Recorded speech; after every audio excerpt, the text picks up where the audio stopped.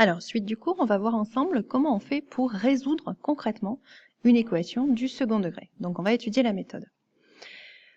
On va travailler ça sur cet exemple-là, résoudre l'équation 2x² plus x moins 3 égale 0. Donc la méthode, première étape, identifier les coefficients A, B, C de l'équation, donc qui est A, qui est B, qui est C, c'est-à-dire repérer le coefficient de x², le coefficient de x et la constante. Alors attention, là, cette équation-là, elle est déjà bien réduite. Parfois, il va falloir faire un petit travail de calcul algébrique pour rassembler les x² ensemble, les x ensemble et les constantes ensemble. Deuxième étape, vérifier si l'équation est facile à résoudre. Par exemple, si B égale 0 ou C égale 0. Donc si B égale 0, ça veut dire qu'on n'a pas x, on a juste du x² et une constante. Si C égale 0, on n'a pas la constante, on a du x² ou du x. Dans le cas où B égale 0, on a du x² et une constante. En général, on peut se ramener à une équation du type x² égale un nombre qu'on a étudié en seconde.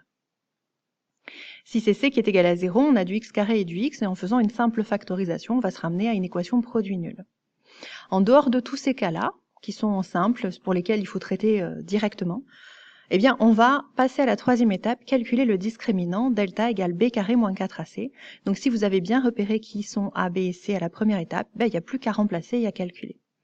Et puis, en fonction du signe de delta, on va déterminer le nombre de solutions de l'équation et utiliser les formules pour calculer éventuellement les solutions de l'équation. Alors, vous allez mettre cette vidéo en pause, le temps de chercher à résoudre cette équation-là tout seul, et puis ensuite, vous remettez la vidéo en route et vous regardez la correction pour compléter votre cours. Alors, correction. Dans ce cas-là, A égale 2, B égale 1 et C égale moins 3. Donc, je ne suis pas dans le cas d'une équation facile à résoudre. Je vais donc passer directement au calcul du discriminant. B² moins 4AC, ça fait donc 1 au carré, moins 4 fois 2 fois moins 3. Ça nous fait 25. Ensuite, je regarde le signe de delta. Ma delta est positif. Ça veut dire, d'après le cours juste au-dessus, que l'équation admet deux solutions distinctes.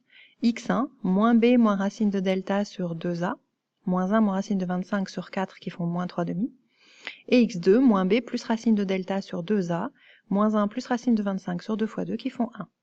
Résultat des courses, l'équation admet deux solutions, moins 3 demi et 1. Alors, de la même façon, je vais vous demander de chercher ces deux exemples-là. Exemple 2, déterminer les racines du polynôme f de x égale x² plus x plus 1.